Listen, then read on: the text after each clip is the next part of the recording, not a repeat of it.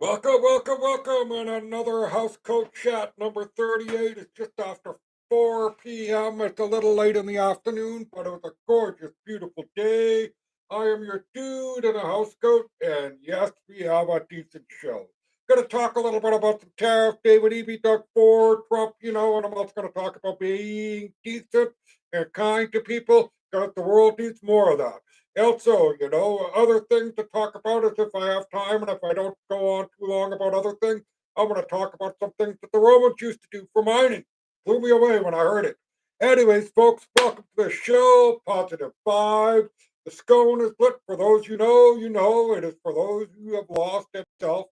And it's just to honor them and to cherish their memories and to, you know, just be decent, right?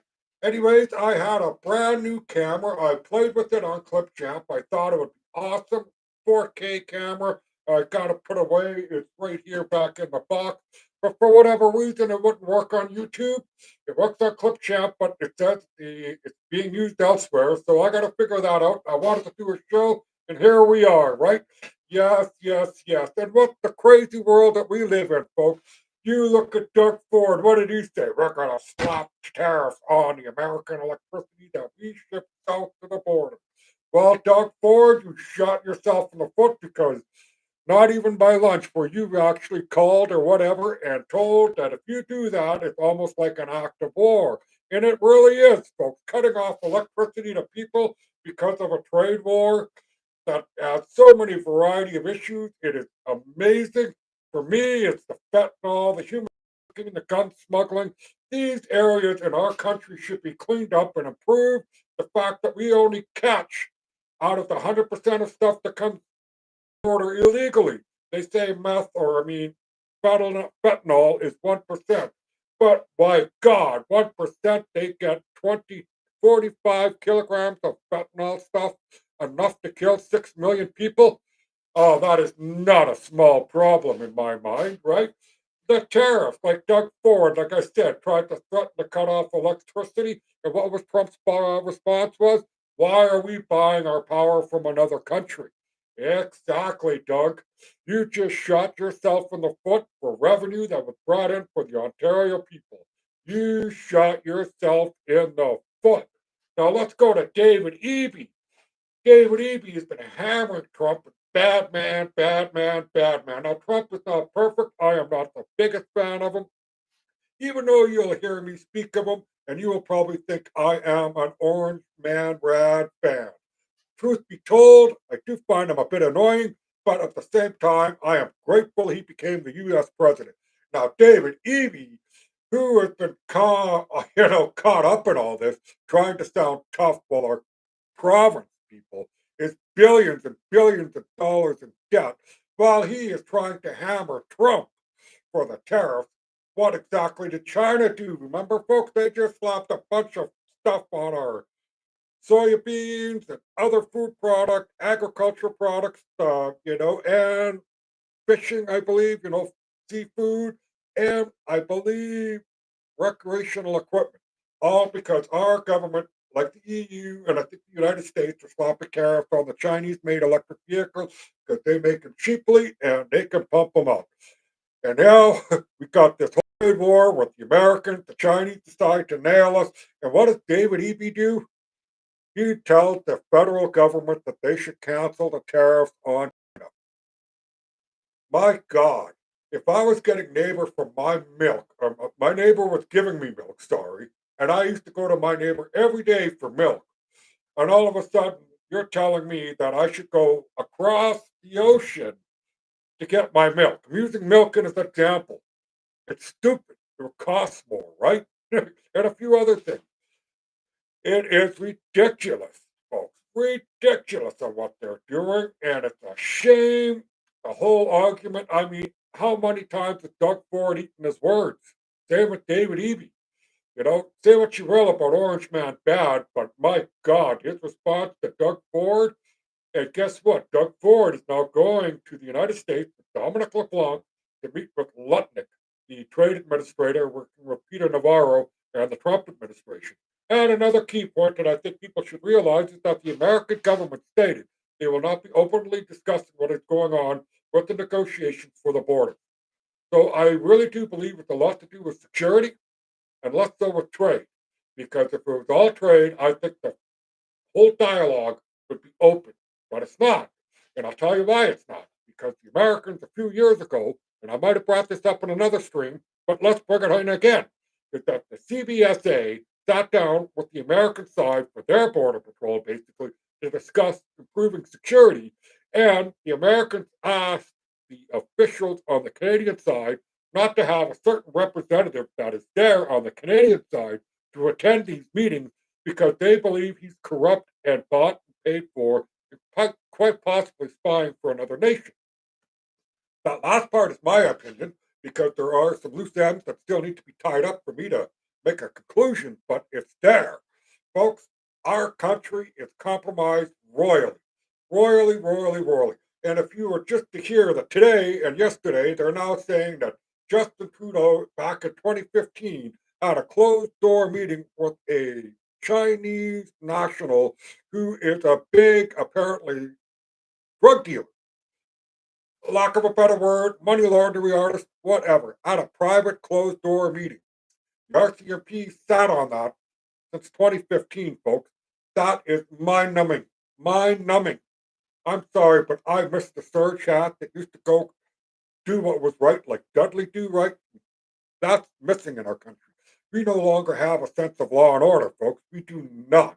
If they can punish civilians who protested because of the mandates and waste money and cancel court dates for actual criminals who are raping and pillaging this country, we are in a backwards country. Yes, yes, yes. Well, enough of that, folks. You know what? I like to try and keep this positive and light and everything else because everybody, no, I shouldn't say everybody, there's a lot of doom and gloom out there and it attracts a lot of attention because people like doom and gloom.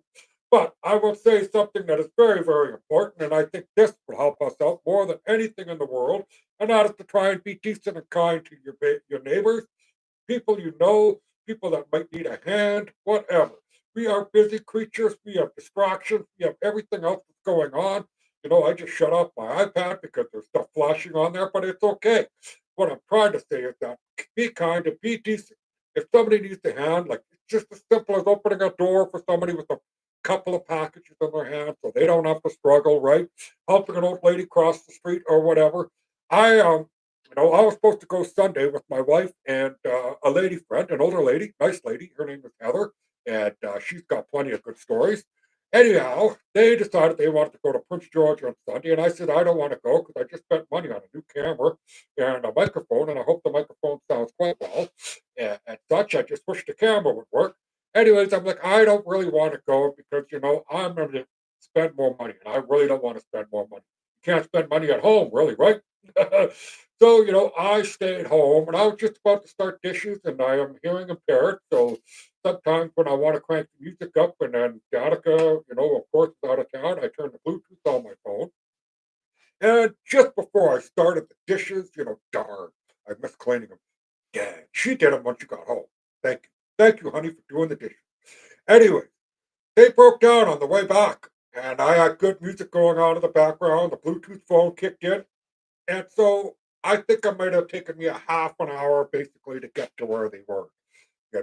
With my health, I got dressed. I had to pee, and then I get my shoes on to go out the door. Got the urge to pee again. Had to go back inside the house. It's weird, folks. I got scoliosis, some other issues down in that area, so nerve trigger, whatever. But enough with that. Anyway, so about a half an hour for me to get there. And as soon as I find where they were, they wasn't hard to find. It was just a distance, about 30 kilometers. And so I pull up, and they're on a side road beside the main highway. So thankfully, they were able to pull off the road safely. I see the old lady. She's got a walker with the wheels, right? She just had hip surgery. She's got to go again because they didn't do a good job. Supposed to be the newest, highest tech hip, and now she's got issues. Poor lady. But besides the point, she's sitting in her chair, kind of looking down because it's her car. She's stuck in the middle of the road. She's a sweet old lady. And my wife's sitting on the highway hoping that I won't drive by. But, thank you, honey. You could have stayed in the car. But anyway, nobody pulled over until I got there and another person pulled in a van. Now, I will say this. They were probably new immigrants into this country. How long they may have been in this country, I don't know. But they were blacker than coal and nice. They asked if we needed a hand. And I said, well, I just got here and I think the tow truck's coming and all that. But they were kind enough to stop. But for the half an hour for me to get there while they were broken down, how many people passed by them and did not stop to say, hey, how's it going? Not a person except this family. And I will probably say this, they were probably Christian. They could have been Muslim, but I think Christian. Because if they lived in this area of Vanderhoof, chances are you are a Christian, whatever denomination there is. There's more churches in this community, like my old community, the Croton's Path, which had more bars than anything in the world. Maybe not so much now, but when I grew up, man, oh man, Hillcrest had a bar, Bellevue had a bar and a Legion. Blairmore had the Cosmopolitan, the Green Hill, the Legion. Oh, the Highwood Inn had a pub, and then there was other inn that had a pub, and Coleman, they had another bar, right? And then another bar, two bars in Coleman. I'm not sure if either one is running. I think the rum one is still running and the Grand's still running, but they had a ton of bars. Anyways, the point is to be decent and be helpful. It would make the world a better place instead of everybody trying to get clout, chasing for clicks and everything else. You know, just be decent. That's the way I look at it. And yeah, I'm glad I got a steam on that part of the conversation. But let's get to the Romans, folks. I was watching a little short video, and sometimes people make those videos. I guess you can scroll through videos like TikTok. Well, I come across one for the Romans on mining. Now, as a gold panning prospector, hobbyist, this was interesting to me. So I checked it out. The Romans used to build huge aqueducts to get the water up to the mountains, basically. They would build reservoirs and then channel the water to where they wanted it to go. But the reservoir and the channel, they were able to create water pressure, which would flood the hillside, get into the cracks and everything else, and collapse the hillside so they can mine it easy. The other thing that they did too, which blew me away, is that they used fire. You think, well, what would fire do for mining? Well, they would build huge fires below cliffside, huge. I mean, the diagram and the images and all that. And then they would have their water aqueduct up there. It's not on yet, okay? Because the fire is raging down below, and that means huge. You just got to picture it in your mind, a big, huge cliff, and just imagine a crap load of firewood just burning all the way up the cliffside, heating the rock up, basically. And then they would flood the area from the top. All that water rushes over top and right onto the fire, putting out the fire, right? And everything else. And what it does is the heat from the rocks being warm and the instant coldness of the water would crack these rocks and help the cliffside crumble apart easy. Amazing. Now, I'm not going to suggest I'm going to build a fire and, knock down the hillside. But the last idea that I liked is that, I could take sticks, like wedges, logs, whatever. And if you were on a hard rock mining surface, and if you have access to water, you would try and fit these logs, wedges, into the cracks along the whole seam. So you get these logs and these wedges in there, and then you would run the water into the cracks so that the wood and everything else gets soaked. And what happens with the wood is it expands and it pushes the rocks out and makes it easier for them to do their mining. And they built all this stuff way back then, and the Roman roads that they used are still in use today. I thought that was an interesting tidbit. Yes, I did. And I thought I'd share that with you. I know I don't show you anything, images or whatever, but honestly, you just have to go to Google ancient Roman mining techniques, right? You could probably catch an actual video compared to what I watch and everything else. And yes, let's be decent, folks. Let's get back to that being decent and human and stuff. And when I say that, I also want to say this because this is near the end of my show. Don't want to be too long. Want to keep your attention at a minimum, because the world is so fast and stuff. But anyway, I would like all of you to try and go to the SPCA at least once in your life. Don't have to go today, tomorrow, but go and take a walk down that aisle and take a look at all the animals. See if one connects with you. If one connects with you, I hope you adopt it. At least go once, and you might be helping out an animal, and you never know. He actually might make you live longer, or her, whatever pet you decide. They do help your life and such. So, positive vibes, folks. Get out there, do something, harass your MP, be polite, be blunt, but tell them how you feel. All this stuff. I already gave Evie a whole list of stuff that I said to him on Twitter. Same with like Doug Ford, Pierre Polyev. I am active on X. The dude is housecoat chat is on X. I will be uploading the video here right away. I just wish I could directly do it. Anyways, folks, have a good day, positive vibes, and please adopt a pet.